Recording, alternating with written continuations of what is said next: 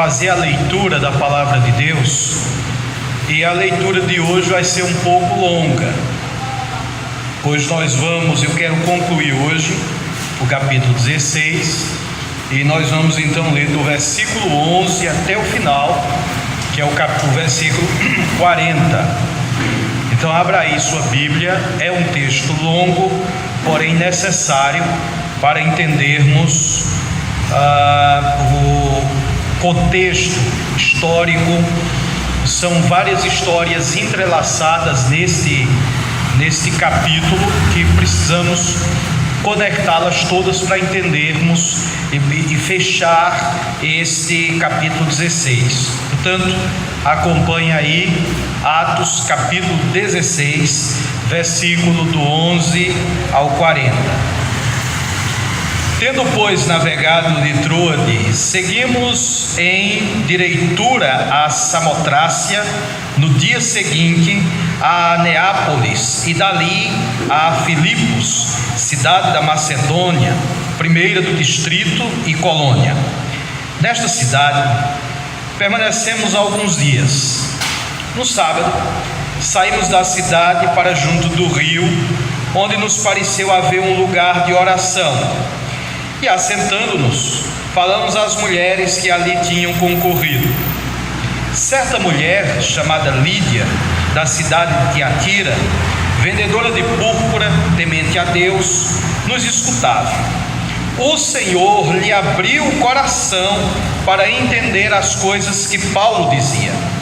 Depois de ser batizada, ela e toda a sua casa nos rogou, dizendo: se julgais que eu sou fiel ao Senhor, entrai em minha casa e ali ficai. E nos constrangeu a isso. Aconteceu que, indo nós para o lugar de oração, nos saiu ao encontro uma jovem possessa de espírito adivinhador, a qual, adivinhando, dava grande lucro aos seus senhores. Seguindo a Paulo e a nós, clamava, dizendo: estes homens são servos do Deus Altíssimo e vos anunciam o caminho da salvação. Isto se repetia por muitos dias. Então Paulo, já indignado, voltando-se, disse ao Espírito: em nome de Jesus Cristo eu te mando, retira-te dela. E ele, na mesma hora, saiu. Vendo os seus senhores que se desfizera a esperança do lucro, agarrando em Paulo e Silas, os arrastaram para a praça, à presença das autoridades. E levando-os aos pretores, disseram: estes homens, sendo judeus, perturbam a nossa cidade, propagando costumes que não podemos receber nem praticar, porque somos romanos. Levantou-se a multidão, unida contra eles, e os pretores, rasgando-lhes as vestes, mandaram açoitá-los com varas, e depois de lhes darem muitos açoites, os lançaram no cárcere, ordenando ao carcereiro que os guardasse com toda a segurança. Este, recebendo tal ordem, levou-os para o cárcere interior e lhes prendeu os pés no tronco. Por volta da meia-noite, Paulo e Silas oravam e cantavam louvores a Deus, e os demais companheiros de prisão escutavam. De repente, sobreveio tamanho terremoto que sacudiu os alicerces da prisão. Abriram-se todas as portas e soltaram-se as cadeias de todos. O carcereiro despertou do sono e, vendo abertas as portas do cárcere, puxando a espada, ia suicidar-se, supondo que os presos tivessem fugido. Mas Paulo bradou em alta voz: não te faças nenhum mal, que todos estamos aqui. Então o carcereiro, tendo pedido uma luz, entrou precipitadamente e, trêmulo, prostrou-se diante de Paulo e Silas. Depois, trazendo-os para fora, disse: senhores, que devo fazer para ser salvo? Responderam-lhes: crê no Senhor Jesus e serás salvo, tu e tua casa. E lhe pregaram a palavra de Deus e a todos os de sua casa. Naquela mesma hora da noite, cuidando deles, lavou-lhes os vergões dos açoites. A seguir, foi ele batizado e todos os seus. Então, levando-os para a sua própria casa, lhes pôs à mesa, e com todos os seus manifestava grande alegria por terem crido em Deus. Quando amanheceu, os pretores enviaram oficiais de justiça com a seguinte ordem: ponha aqueles homens em liberdade. Então, o carcereiro comunicou a Paulo estas palavras. Os pretores ordenaram que fossem postos em liberdade. Agora, pois, sai e ide em paz. Paulo, porém, lhe replicou: sem ter havido processo formal contra nós, nos açoitaram publicamente e nos recolheram ao cárcere, sendo nós cidadãos romanos. Querem agora, às ocultas, lançar-nos fora? Não será assim. Pelo contrário, venham eles e pessoalmente nos ponham em liberdade. Os oficiais de justiça comunicaram isso aos pretores, e estes ficaram possuídos de temor quando souberam que se tratava de cidadãos romanos.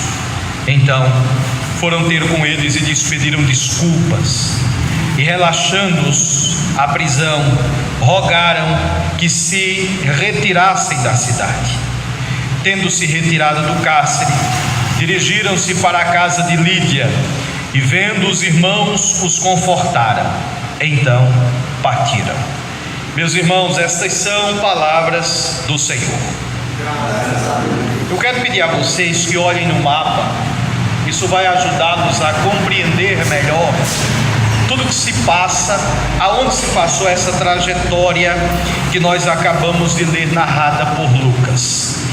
Veja o percurso que a caravana paulina fez. De Troade, eles atravessaram o mar Egeu, passando pela Samotrácia até a cidade portuária de Neápolis, localizada numa região movimentada. Era a artéria europeia conhecida como Vila Inácia, no coração da Macedônia. O destino deles seria Filipos, uma das principais cidades da região. Vejam ali no mapa. Mal sabiam eles que, chegando em Filipos, quando eles chegassem nessa cidade, o LEDzinho aqui para mostrar a vocês. Mal sabiam eles que ao chegar em Filipos, aqui cruzando o mar Egeu, chegando aqui, ao pregar o evangelho nesta cidade, pela primeira vez, o evangelho pregado na região de Filipos, a região da Macedônia, eles iriam pregar, e o primeiro convertido daquela cidade, daquela região, daquele continente, seria uma mulher de negócios, uma mulher bem-sucedida, que adorava a Deus no lugar mais improvável daquela cidade, no rio, junto ao rio. No último sermão da nossa série, eu disse que este episódio era um divisor de águas na história do cristianismo. Na verdade, não só na história do cristianismo, mas na história mundial. Esse episódio que nós acabamos de ler e que podemos traçar toda a sua jornada por meio do mapa, foi uma decisão insondável e soberana de Deus, que direcionou a obra missionária para o Ocidente e não para o Oriente, para onde Paulo queria seguir com esta caravana. Lembrem-se que no outro sermão desta série nós vimos como Paulo quis ir para a Ásia, pregar o evangelho no continente asiático. Nós vimos no último sermão que todas as portas se fecharam em 4 cidades, pelo menos, que Lucas narra, em que Paulo tentou pregar, as portas se fecharam. Deus os estava conduzindo para um outro continente, um outro lugar, do Oriente para o Ocidente. E nós sabemos como a história das civilizações ocidentais foi decisivamente influenciada por essa escolha divina. Até hoje, muitas nações ocidentais, a Europa e os países e continentes que foram colonizados por europeus estão hoje influenciadas a cultura, todas as áreas que moldaram a identidade cultural dessas nações foram influenciadas pelo cristianismo.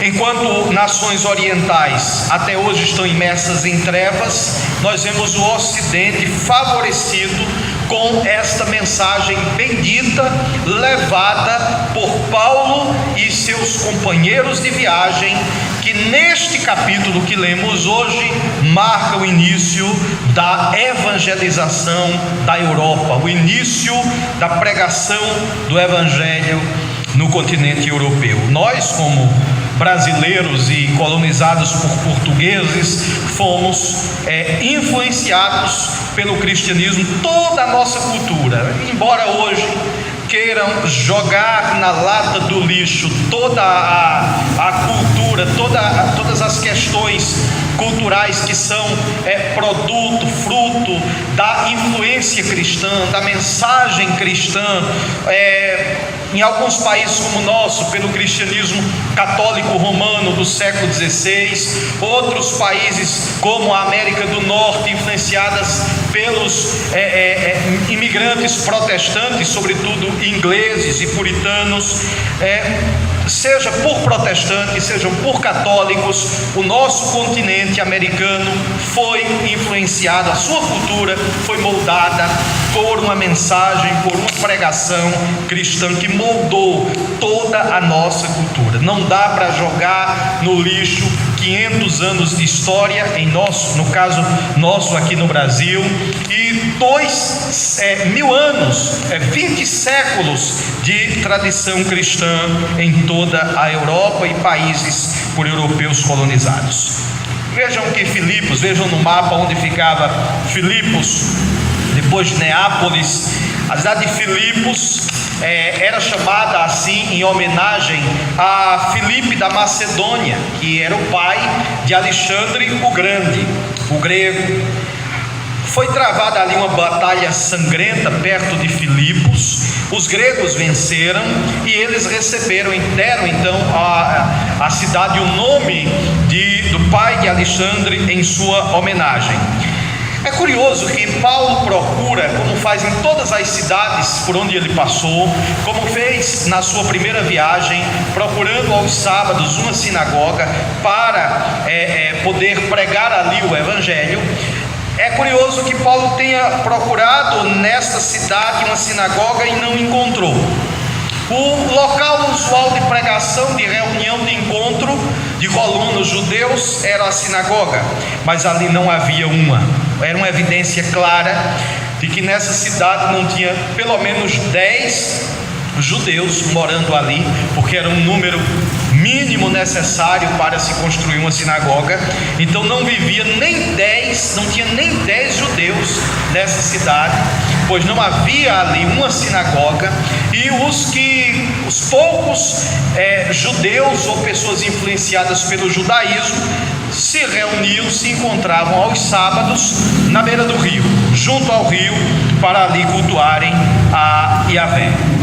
Se algum judeu prosélito ali precisava se reunir justamente junto de um rio, usando a abundância de água para o rito de purificação, era a lavagem do corpo, era necessário, era uma forma de de batismo de iniciação para a admissão de prosélitos judaicos em tempos posteriores, bem como de algumas abluções descritas na lei de Moisés, conforme está escrito lá em Êxodo 29, em Levítico capítulo 14 e também em Atos capítulo 21, versículos 22 e 24. Esses textos explicam melhor essa questão dos ritos de purificação, de lavagem, que era necessário para uma pessoa que estava recém-convertida ao judaísmo e que estava entrando dentro da tradição judaica. Era o rito de iniciação no judaísmo. Então ali eles tinham abundância de água para isso, e Paulo e seus companheiros foram às margens do rio Gângetes, onde se juntaram a um pequeno grupo de mulheres que se preparavam para o culto sabático. Versículos do 13 ao 15. Aconteceu ali um pequeno reavivamento que deve ter sido uma cena emocionante. É possível que, ainda confuso com as portas fechadas na Ásia, ainda sem entender porque tantas portas se fecharam na Ásia, o grupo missionário observou ali com surpresa como o Senhor abriu o coração e o entendimento de uma mulher proeminente, ou seja, uma mulher muito importante naquela cidade, uma mulher de negócios bem sucedida. Deus abriu estrategicamente, Deus abriu o coração, o entendimento dessa mulher, sim, porque se Deus não abrir o coração e o entendimento de um pecador, de um incrédulo, para que ele creia, ele jamais crerá. Um morto não virá à vida sem que o Senhor o chame, como fez com Lázaro, chamou para fora: Lázaro, sai para fora, e assim Lázaro saiu. Lázaro ressuscitou depois de 4 dias sepultado. É assim, isso ilustra bem o estado do homem ímpio, caído, descrito lá em Efésios no capítulo 2, como o apóstolo Paulo descreve, que aqueles que estavam mortos em delitos e pecados só podem voltar, só podem tornar a vida se o Senhor o chamar. E aqui nós vemos claramente Deus chamando, abrindo o entendimento, chamando da morte espiritual para a vida uma mulher que ouve atentamente a mensagem do Evangelho e crê, porque Deus lhe concedeu esta fé. O que lhe faltava antes em discernimento, ela compensava em obediência. Agora entendendo, agora compreendendo o Evangelho da graça de nosso Senhor Jesus Cristo, aquela mulher prontamente obedece à mensagem do Evangelho, e a recompensa aguardava aquele grupo missionário em Filipos. Ninguém poderia ter previsto que o fundamento para o ministério mais estratégico do primeiro século viria não de um avivamento numa praça, não de um despertamento espiritual em um templo ou numa sinagoga, mas viria da conversão de uma mulher à beira de um rio, numa cidade onde não tinha a presença nem sequer de 10 judeus, para trazer, pelo menos como nos outros casos, fomentar a base para o nascimento de uma igreja cristã naquele lugar. É um fato incrível, admirável, você contemplar os detalhes do que aconteceu ali em Filipos naquele dia, nesta ocasião. Mas não fiquem muito animados, Deus ainda tinha algumas surpresas para aquele grupo de missionários na Macedônia. No caminho da casa da Lídia, que os hospedou em sua residência, os 4 homens continuaram a sua cruzada em Filipos, gozavam de cordial hospitalidade e, encorajados a eles por Lídia em sua casa, aquele grupo se reunia todos os dias junto ao rio, em oração fervorosa e adoração dinâmica. Numa determinada caminhada ao local agora familiar, eles conheceram uma moça escrava que era possuída por um demônio, que insistia em provocá-los todos os dias quando eles passavam por ali, indo ao rio para pregarem o Evangelho. Dia após dia, quando Paulo se dirigia àquele lugar, aquela mulher, aquele espírito, aquele espírito demoníaco possuindo o corpo daquela mulher, os provocava, e chegou um momento que Paulo não conseguiu mais ignorar as palavras extravagantes dela, por mais verdadeiras que fossem. Aquilo que o demônio dizia por boca daquela mulher era um testemunho verdadeiro a respeito de Paulo e seus companheiros. Estes homens são homens de Deus e vos anunciam o evangelho da salvação. Era um testemunho verdadeiro. Mas até a palavra da verdade na boca de Satanás é insuportável, intolerável. Ele é o pai da mentira. Acabe com essa história de dizer que naquele rincão, que naquele lugar onde um falso mestre, um falso profeta, enganador, mentiroso, distorce o evangelho de Cristo para enganar as pessoas, pode ser tolerado, no mínimo tolerado, quando não seguido, ignorando-se todo o malefício que ele faz ao cristianismo, mentindo, enganando, vilipendiando a mensagem da cruz, em nome de um evangelho distorcido que ele está pregando. Mas ele não está pregando o evangelho, mas as pessoas não estão se convertendo. Parem com isso, acabem com isso. A palavra de Deus pronunciada pela boca do diabo não foi canonizada pelo Espírito Santo, não. Continua sendo palavra a ser repreendida e rejeitada, como fez Cristo com o diabo, citando as Escrituras no deserto da tentação: arreda, Satanás. Não hajam de outra maneira diferente dessa. Lucas descreve essa cena com a usual economia de palavras e descreve assim: aconteceu, versículos 16 ao 18, que indo nós para o lugar de oração, nos saiu ao encontro uma jovem possessa de espírito adivinhador, o qual, adivinhando, dava grande lucro aos seus senhores. Seguindo a Paulo e a nós, clamava dizendo: estes homens são servos do Deus Altíssimo e vos anunciam o caminho da salvação. Isso se repetia por muitos dias. Então Paulo, já indignado, voltando-se, disse ao Espírito: em nome de Jesus Cristo eu te mando, retira-te dela. E ele na mesma hora saiu. Eu gostaria muito de ter visto esse confronto, de ter testemunhado essa cena. Paulo suportou pacientemente os comentários repetidos e inconvenientes desta falsa testemunha, deste espírito imundo, até que chegou uma hora que Paulo se aborreceu e, não suportando mais aquela provocação, voltou-se para aquele espírito e pronunciou uma sentença carregada de autoridade: em nome de Jesus Cristo eu te mando, retira-te dela. Com isso, livrou a moça do demônio. Nenhuma vacilação, o espírito não teimou. Paulo não precisou fazer uma entrevista com o demônio: de onde você veio, por que você está atormentando essa mulher, de que terreiro você foi enviado, que sacrifícios foram feitos para que você estivesse perturbando essa mulher. Paulo não queria saber, não interessa. Paulo não queria entrevistar, fazer uma entrevista, um talk show com o demônio. Ele simplesmente o repreendeu em nome de Jesus, e o demônio saiu e a moça ficou liberta.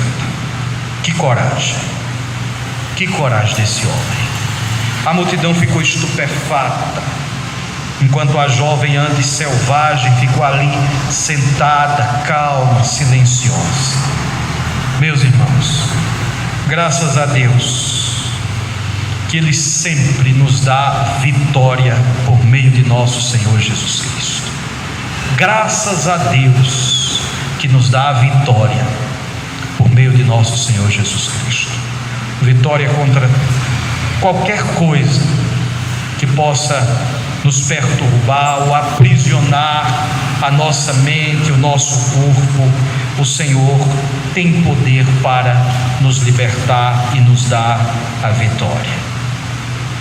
Nem todos os que testemunharam essa cena estavam prontos para louvar a Deus e aliviados junto com aquela moça por ela ter sido liberta. Havia um grupo que ficou irado com a perda repentina de seus lucros. Os donos gananciosos que tinham aquela mulher como escrava, e ela era escrava, coitada, 2 vezes: escrava porque pertencia àqueles homens, e escrava do diabo porque o seu corpo estava possesso por um espírito demoníaco. Aqueles que lucravam com aquela mulher sendo usada por um espírito demoníaco para adivinhar, prever o futuro e adivinhar as coisas das pessoas, ficaram extremamente aborrecidos. Paulo e Silas foram arrastados até a praça, denunciados e injustamente, contrário às leis romanas, as quais Paulo e Silas, como cidadãos romanos, conheciam tão bem, ferindo princípios legais, sem um julgamento formal, eles foram presos, espancados com varas, atirados num cárcere romano e com os pés presos no tronco. Isso era uma forma de tortura. O reverendo Hernandes Dias Lopes, no seu comentário sobre esta passagem, explica muito bem. Não dá tempo de explorarmos esse ponto aqui hoje, mas era uma forma de tortura, a maneira como eles prenderam os pés de Paulo e Silas no tronco, os impedindo de se deitar, de moverem as suas costas e se levantar. Eles tinham que ficar a noite toda numa posição só contra a parede, para poder se mexer. Então era uma tortura a qual eles foram submetidos. Talvez ali tenha surgido o pensamento que surge em nossa mente quando lemos o texto assim: por que isso? Como isso aconteceu? Horas antes desse episódio, aquele grupo estava eufórico, dando graças a Deus, colhendo os frutos da sua obediência. Mas em questão de minutos, o que é que acontece com aquele grupo? Eles estão sangrando numa cela romana. Será que eles questionaram as suas convicções, dizendo: pensávamos que Deus tinha nos trazido aqui? Meu irmão, a alegria dura pouco. Até há pouco não sabíamos, não entendíamos ainda, porque as portas se fecharam para nós na Ásia. Agora entendemos. O Senhor queria nos trazer para aqui, para trazer o Evangelho para esse continente, trazer o Evangelho para Macedônia. Aquela mulher de Deus se converteu, foi batizada, mulher cheia do Espírito Santo. Que bênção, uma conversão, a primeira. Glórias a Deus por isso. Estamos hospedados na casa dela. E agora, cumprindo a vontade de Deus, fazendo aquilo que o Senhor Jesus nos mandou fazer, ordenando em nome dele que o demônio saia e as pessoas sejam libertas. Fizemos o bem àquela mulher, e injustamente estamos aqui presos. Será que eles pensaram assim? Será que eles se lamentaram por causa dessa condição torturante a qual eles foram submetidos simplesmente por sua obediência? Olha onde nós estamos, Silas. Fomos espancados com varas, açoitados em público de forma humilhante. Como isso pode fazer parte do plano de Deus? Tribulação, dificuldade, perseguição e problemas são essencialmente indícios de que nós estamos fazendo a vontade de Deus. Outra lição aprendida em nossas viagens com Paulo é esta: de que quando o caminho, como eu citei aquele teólogo anglicano semana passada, de que quando o caminho parece muito difícil, muitas pedras e solavancos na carruagem, é sinal de que nós estamos no caminho certo. E as coisas se complicam ainda mais, mas para melhor. Parece que as coisas começam a se encaixar quando aqueles dois homens, ao invés de agirem como eu agiria no lugar deles, questionando a soberania de Deus, na condição em que eles estavam, quando eles fazem diferente do que eu faria. Pare aqui, pare um pouquinho, pense uma coisa. Aparentemente, pelo que está acontecendo com Paulo e Silas, parece que as coisas estão ruins, parece que não está ficando nada bom. Paulo e Silas presos numa cela úmida e fétida, feridas abertas que não foram lavadas, seus pés foram presos numa estaca de madeira que os forçam a se sentar de costas retas, na posição mais desconfortável possível, sem ter alívio na coluna. Os eventos traumáticos os deixaram machucados e em estado de choque. Tudo isso apagou as lembranças agradáveis da celebração na casa de Lídia alguns dias antes. Mas aqueles homens se negam a murmurar, a reclamar, a se queixar das circunstâncias que eles estavam passando naquele momento. Observem agora os eventos que se seguiram à prisão dos dois. Por volta da meia-noite, Paulo e Silas oravam e cantavam louvores a Deus, e os demais companheiros de prisão escutavam. O que é isso? O que é isso? Os outros presos devem ter: o que está acontecendo? Mas a canção era tão bonita, a canção era tão reconfortante. Já pensou a cena? Já imagine a cena. E aí, Silas, está doendo? Está doendo pra caramba, Paulo. Fazer o que, Silas?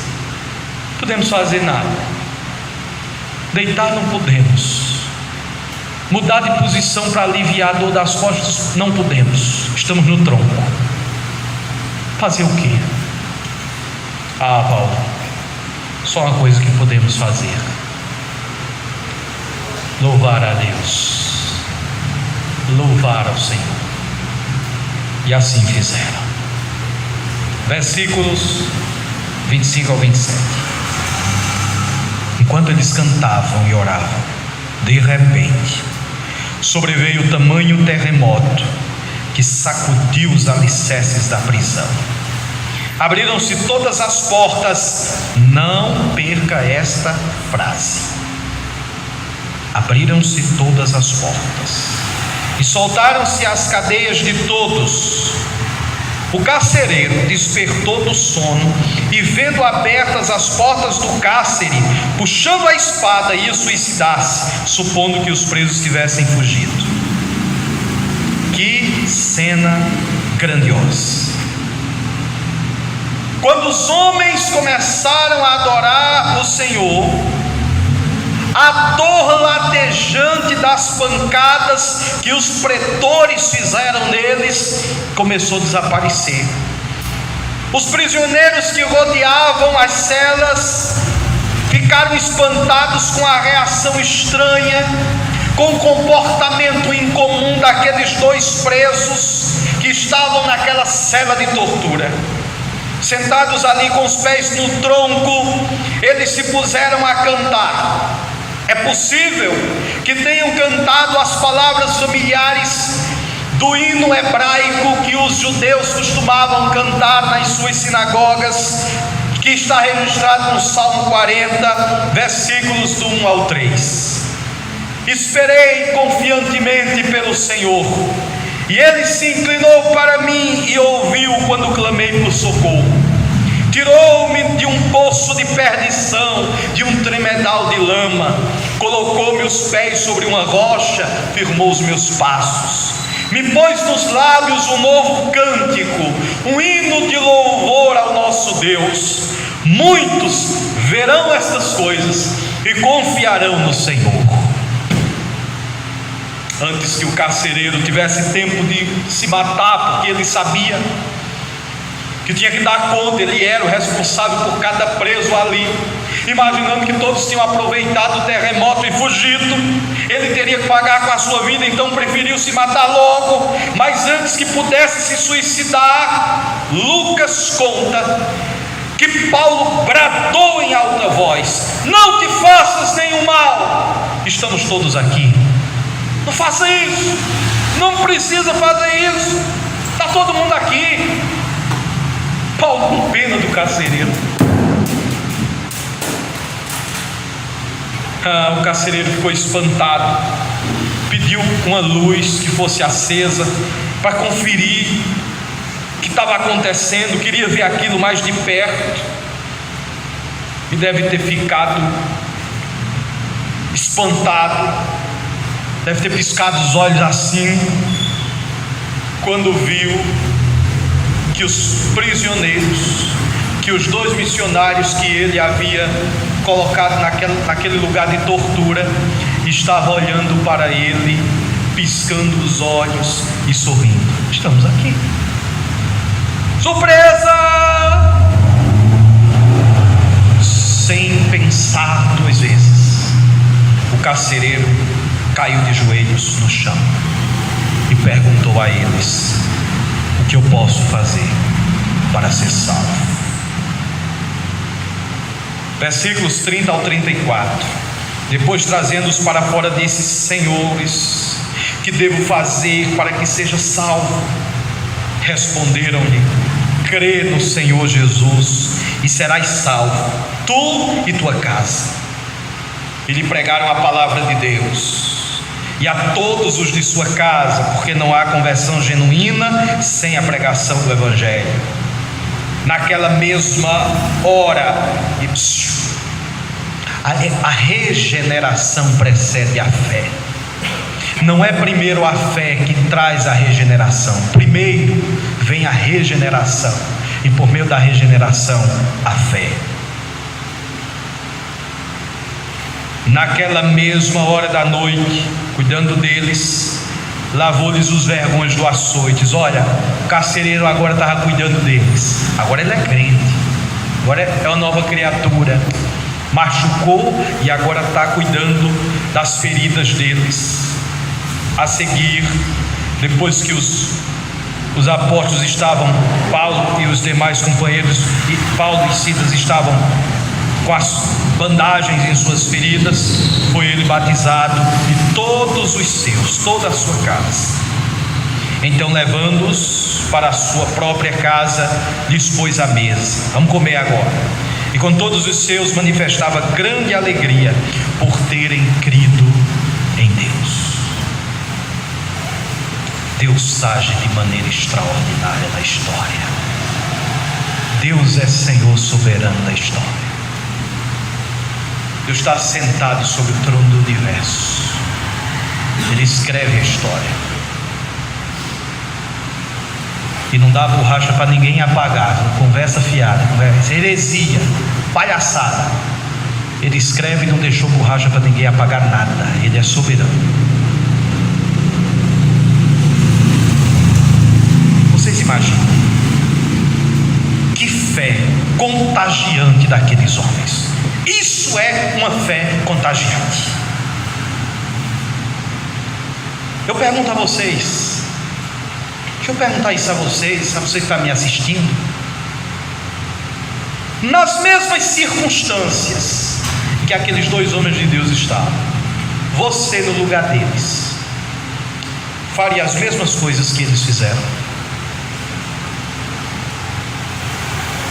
na mesma situação em que eles estavam, você era capaz de agir da mesma maneira que eles agiram, de fazer a mesma coisa que eles fizeram.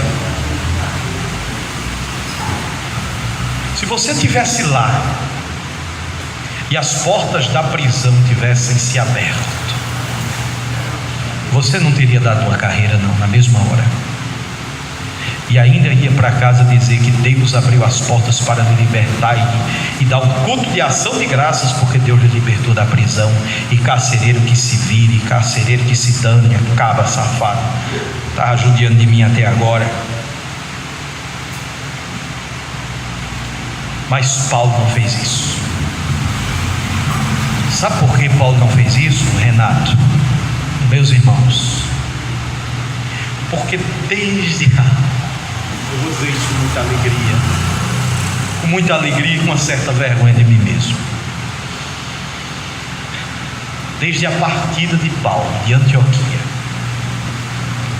para fazer essa viagem, Paulo estava sendo guiado pelo Espírito Santo de Deus.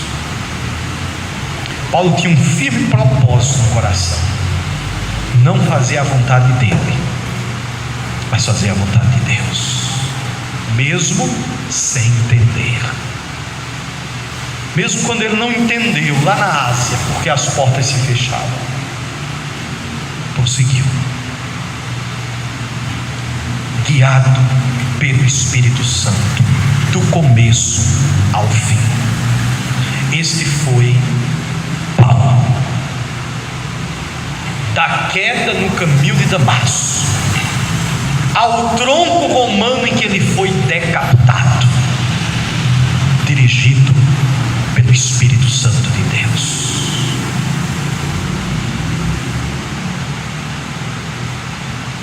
Deve nos servir de inspiração a vida desse homem, deve nos servir de exemplo. Não dá para viver nesse mundo, irmãos, contando com coincidências. Não dá para você desafiar o secularismo, o mundanismo, com um discurso de que tudo é sorte, ou tudo na vida é resultado de nossas escolhas. Existe uma mão invisível em nossa própria história que nós desconhecemos, que comanda tudo, que rege tudo, que sabe de tudo. Nós precisamos andar, viver nesse mundo guiados pelo Espírito de Deus, e não pelo nosso próprio espírito, não pela nossa própria vontade, sem estar atribuindo a coincidências o que está acontecendo em nossa vida, sem contar com a sorte de que algo mude o quadro, a situação amanhã ou depois. Não precisamos disso. Nós só precisamos crer que Deus está no controle absoluto de tudo. Deus é Senhor soberano sobre a nossa vida. Ele determina o deitar e levantar dos seus filhos. Tudo que acontece em nossa vida, precisamos crer e confiar nele, até quando não entendemos, até quando nós temos medo. Precisamos obedecer, precisamos entender que a direção é dele e não nossa.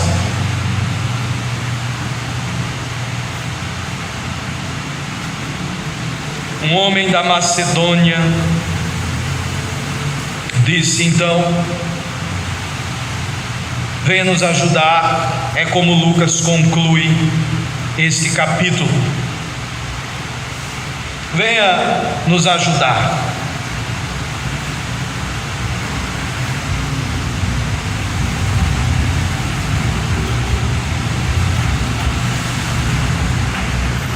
Termina